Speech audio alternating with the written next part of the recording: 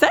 C'est Christine de la chaîne Fil de Cristal et aujourd'hui, on répond à RPG Awake, la question numéro 28, qui est une question très spéciale parce que c'est moi qui l'ai posée à Bruno. C'est moi qui ai envoyé les suggestions. En fait, j'ai envoyé plein de suggestions, mais à chaque fois, il me dit « Ah oui, mais je l'ai traité à telle série ou à telle question ou telle saison de questions. » ou ça. Quand il m'a dit « Ah, c'est bon ça, je l'ai pas traité ce sujet-là. » J'ai comme « Yes! J'en ai trouvé! » Mais je me décourage pas. Je suis sûre que je vais trouver d'autres questions. J'ai déjà d'autres idées que je vais prendre à y envoyer. Donc, voilà. Donc, la question numéro 28, c'est est-ce que ça prend une viabilité entre les joueurs, les DM et le système? Donc, bref, est-ce qu'il faut qu'il y ait un parfait match que tout le monde s'entende? Ça me semble un minimum. Hein? C'est sûr que si les gens veulent s'arracher la tête au travers de la table, c'est pas l'idéal, mais que le type de joueur, le type de DM et le type de jeu soient dans la même ligne, que tout s'entende bien ensemble, que ce soit tout le même objectif pour que une campagne soit viable à long terme. Je parle pas pour une one-shot, pour essayer des systèmes, quelque chose de quelques parties, vraiment pour quelque chose qui va durer longtemps. Bon, c'est sûr qu'il y a des joueurs ou des DM qui n'aiment pas ça faire non plus des campagnes à long terme. Dans cette situation-là, je pense pas que la question s'applique tant que ça. Mais en fait, c'est que ça venait vraiment de mon expérience personnelle dans les différentes parties que j'ai eues. Je me suis rendu compte que il y a des gens, c'est pas parce que je m'entendais bien avec eux, que j'étais amie avec eux, que nécessairement ça allait bien autour d'une table de jeu avec eux. Il y a des systèmes. J'ai eu ma partie que, c'est vraiment, quand je parle de campagne long terme, j'ai une partie qui a duré au moins 5 ans. C'était du Donjon et Dragon édition 2.5. Ça a vraiment été très très long comme campagne. Puis ça allait très bien avec les joueurs. C'est sûr qu'il y a eu des joueurs qui ont quitté pour différentes raisons. Puis il y en a 2, je pense, qui se sont joints à différents moments. Donc, tu sais, c'est ce genre de choses qui arrivent surtout avec des campagnes à très long terme. Là, on n'est plus dans le long terme, on est dans le très long, à 5 ans. Puis, j'ai essayé d'autres jeux avec eux, puis je me suis rendu compte que c'est les mêmes personnes, mais le fait que c'est pas le même jeu, ça marchait pas. Pour différentes raisons. Il y a eu des cas où c'était par rapport au système. Il y en a que les systèmes, c'était moins... moi, de base, je suis vraiment genre la plaie des DM. J'ai zéro mémoire pour me souvenir c'est quoi des règles de jeu. Il faut que ce soit le plus simple possible parce que je suis pas capable. Ça rentre pas, je suis pas capable. J'ai pour lire. Je me fais, j'ai des cahiers de notes qui expliquent c'est comment faire mes skills parce que souvent, j'y arrive pas sinon. Puis souvent, je vais poser des questions pendant les combats parce que je suis convaincue que ça marche, puis finalement, ben c'est non, tu peux pas faire ça. Ben oui, mais voilà, je peux être une très mauvaise joueuse autour d'une table à cause de ça, dépendamment justement des autres joueurs, des autres DM. Donc, ça, c'est quelque chose que je me suis rendu compte qu'il y a des systèmes que, soit au niveau du contexte de l'histoire du jeu, pas tant le système de jeu de c'est quoi les règles, mais l'univers du jeu, pour moi, est très, très importante. Puis, il y a des systèmes, ou plutôt, il y a des univers que j'y arrive pas à jouer là-dedans. La majorité des jeux style survie, post-apo, ça marche pas. J'ai pas la réflexion, j'ai pas l'instinct de faire en sorte que ça fonctionne. Et j'ai beaucoup de misère dans ces jeux-là. Puis, comme on dirait que j'ai pas d'attachement avec le système, ben on dirait que tout le reste, j'embarque pas, je suis pas motivée à jouer, fait que je deviens comme pas agréable autour de la table. Du moins, c'est l'impression que j'ai. Mais ça fait en sorte aussi que les autres joueurs vont leur sentir aussi que ça plaît pas. Fait que ça, c'est une des choses que je me suis rendu compte. Que si pour moi, l'univers, j'ai pas moindrement un intérêt pour... Je serais pas capable, pour une partie de 3-4 heures, pour essayer le jeu, c'est une chose, mais si j'ai pas un minimum d'intérêt pour l'univers, je pourrais pas faire une campagne à long terme. j'aurai pas l'intérêt. Puis ça sera pas le fun pour les autres autour. Puis ça, même si j'adore les joueurs autour, même si c'est des joueurs avec qui je sais que je m'entends bien puis que je joue bien. Fait que c'est pour ça que des fois, ça m'est arrivé qu'on me propose des jeux, puis j'ai fait comme, c'est pas vraiment ma tasse de thé, tu sais. C'est pas que je veux pas jouer avec ces personnes-là. C'est juste, je sais que je serai pas une joueuse intéressée autour de la table. Puis ça va affecter le jeu, ça va affecter le fun de tout le monde au final, tu sais. Surtout, moi, je suis rendue à un moment où est-ce que, avec ma fille, j'ai pas la possibilité de jouer souvent. Puis en ce moment, j'ai une seule partie, c'est Dungeon World avec mon oncle Marc. On fait là, ça a été le running gag qu'on a joué à peu près une fois par mois dans les 3 derniers mois. Parce qu'il y a eu plein de problématiques. Moi, j'ai eu ma fille qui a été malade, j'ai manqué une partie. Marc, il a manqué une partie aussi. Cherchim, il travaillait, donc ça fait en sorte qu'on a dû skipper une partie aussi. Fait qu'il y a eu Draconis.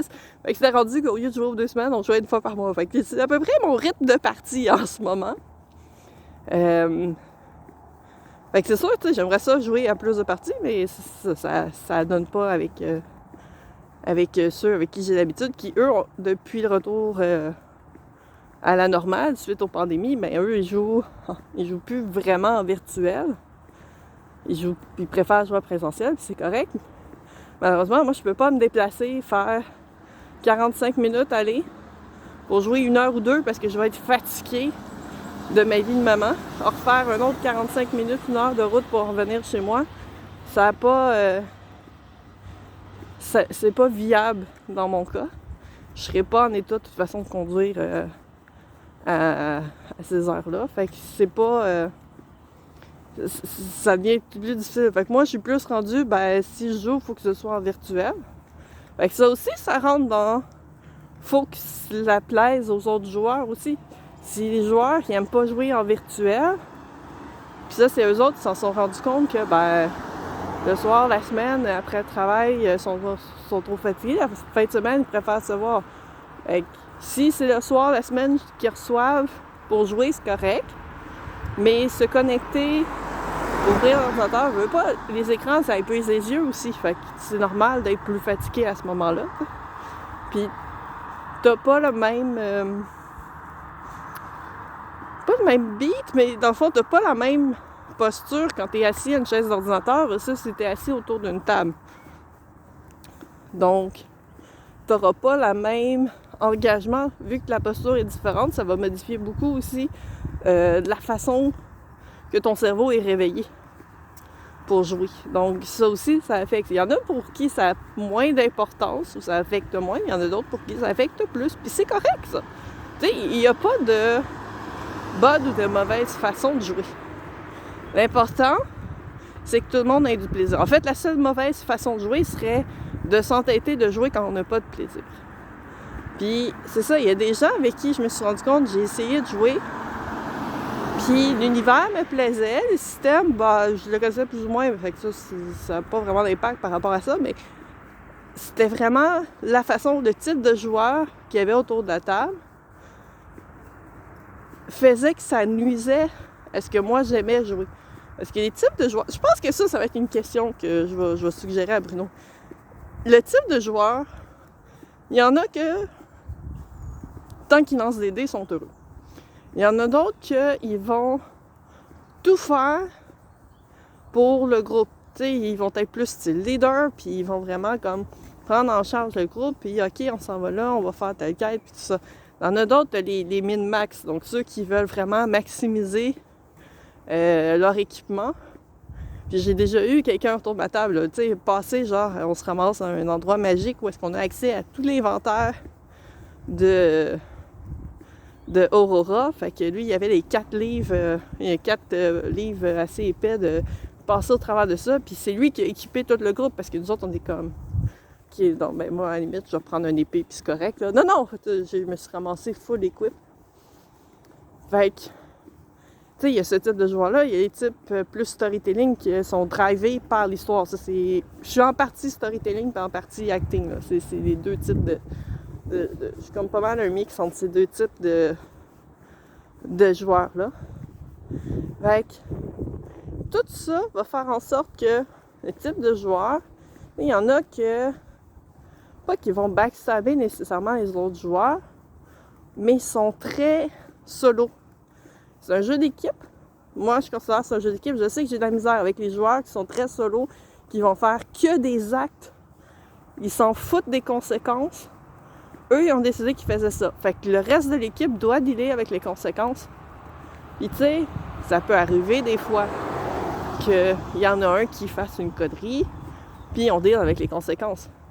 Mais quand c'est systématiquement ça, puis que c'est parce qu'ils trouvent ça drôle, moi, c'est pas le genre de jeu qui me plaît. Fait que je sais que ce genre de personnes-là, je peux pas jouer avec eux.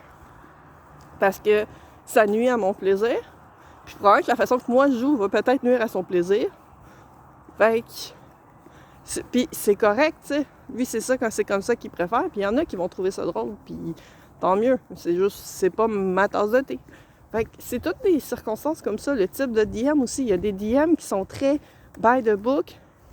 Il y en a d'autres qui vont complètement inventer leur système, leur univers. Fait que c'est toutes des situations comme ça que je pense que ça prend... C'est à la longue que tu te rends compte avec des joueurs si tu t'entends bien aussi avec eux.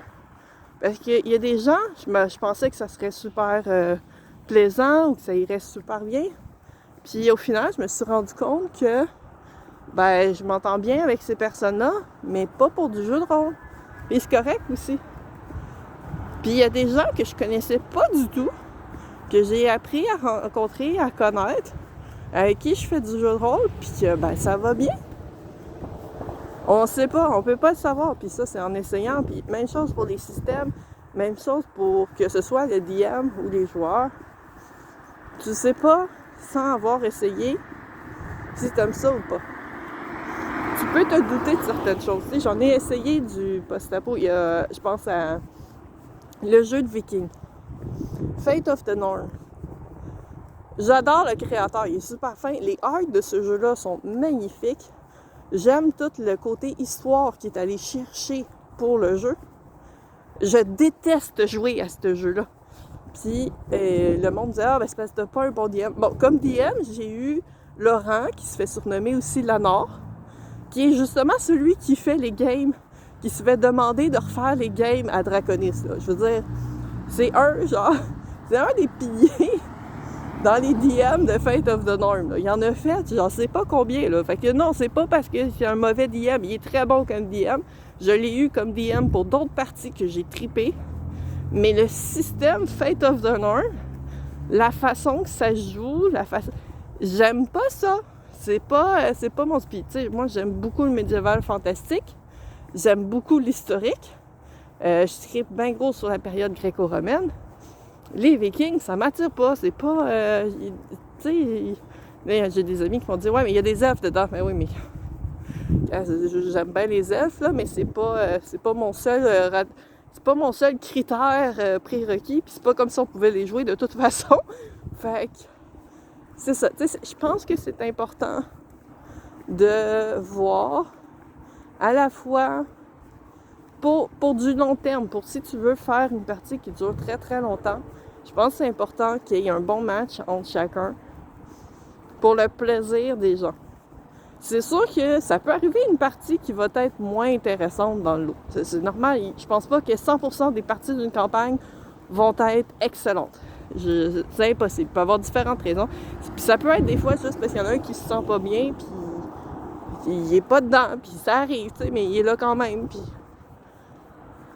Puis c'est correct, tu sais. Il n'y a pas de mauvais choix, de mauvaise situation, tu sais. C'est vraiment juste que pour qu'une partie continue puis que les gens gardent l'intérêt, faut qu'il y ait une bonne chimie entre les joueurs, entre les types de joueurs, avec le DM, le genre de partie qui anime, puis que le système plaise à tout le monde. Parce que ça va se ressentir. Si le DM n'aime pas le jeu, c'est parce que quand même lui qui emmène les éléments du jeu, ça va paraître à un moment donné. Il va probablement encurter la partie rapidement. Fait que c'était ça ma réponse à la question 28 pour RPG Week. Passez une belle semaine!